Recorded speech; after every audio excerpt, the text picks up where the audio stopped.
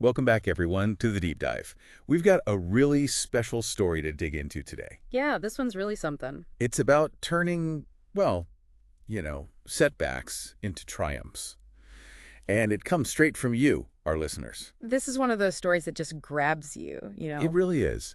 So today we're going to meet Florence and learn about her experience with something called the National Youth Service Corps in Nigeria. The NYSC. Yeah.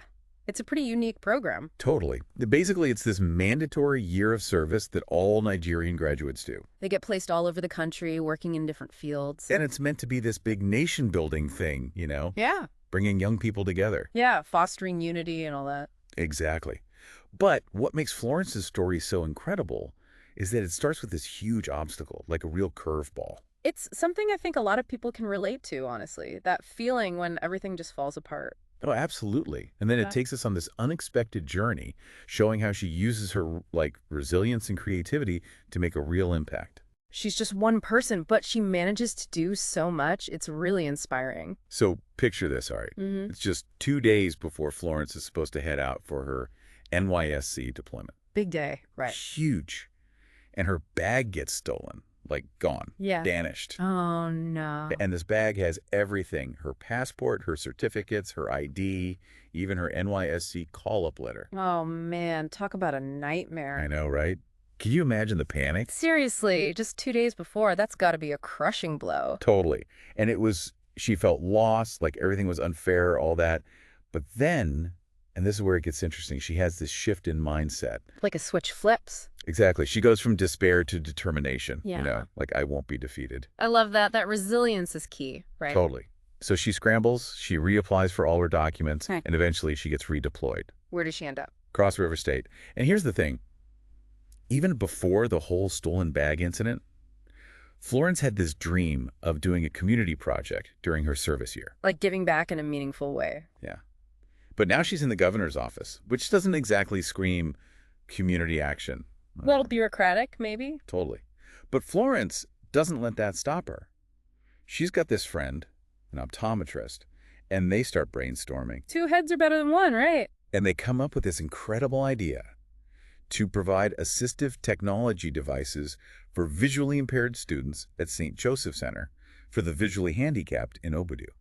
Wow, that's ambitious. Oh, it is, especially because Obudu is like a 6-hour drive from Calabar, where she's stationed. Talk about a logistical challenge. Seriously. But they're determined. So next, they got to figure out how to fund this whole thing. Right, the age-old problem. And it's not easy. Initially, her boss isn't on board. In fact, he actually threatens to cut her allowance if she goes through with it. Oh, that's harsh. Yeah, talk about testing her commitment. Yeah. But she doesn't back down. She keeps pushing, keeps believing in this vision. And then what happens? Does it all work out? Well, let's just say there are some unexpected twists and turns. Yeah. Like, out of nowhere, she gets this generous donation from the head of the commandant at the naval base in Calabar. Wow, talk about a surprise. Right. And then another donation comes in, this time from an LG showroom outlet in Calabar. Things are looking up. They are. And, as luck would have it, there's a change in government, and her new boss is super supportive of the project. Sometimes the stars just align, right? I know, it's wild. But here's the thing. I don't think it was just luck. Florence created this energy, this momentum, by just not giving up. She was putting it out there, making it happen. Exactly. And that's the power of resilience, right? It's not just about weathering the storm. It's about actively shaping your circumstances. You got to seek those solutions, build that network, and make things happen. And so all this leads to May 12th, 2012, the day Florence and her friend delivered those assistive technology devices to St. Joseph Center. 3 devices, right? Yeah, 3. And these devices, they basically allowed visually impaired students to read printed words for the first time. Think about that. That's life-changing. It really is.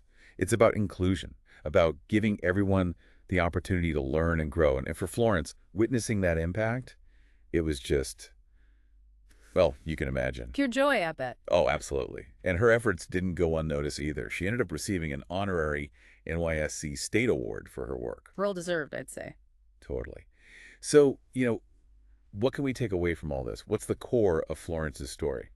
I think it's about more than just one person. It's about the power we all have to turn adversity into something amazing. Yeah, resilience, collaboration, Yeah. Seeing a problem and refusing to accept it, Finding solutions where you least expect them. and ultimately having a real, tangible impact on the world around you. It's a reminder that even small actions can have huge ripple effects. Exactly. So, as we wrap up this deep dive, I want to leave you with a question to ponder. What's that challenge in your life that seems insurmountable? That thing you keep hitting a wall with. Yeah, that one. Yeah. How can Florence's story inspire you to maybe look at it from a different angle? To find that creative spark, that resourceful solution. You never know what you might achieve. Thanks for joining us on this one, folks. Until next time, keep diving deep. See ya, bye. Bye.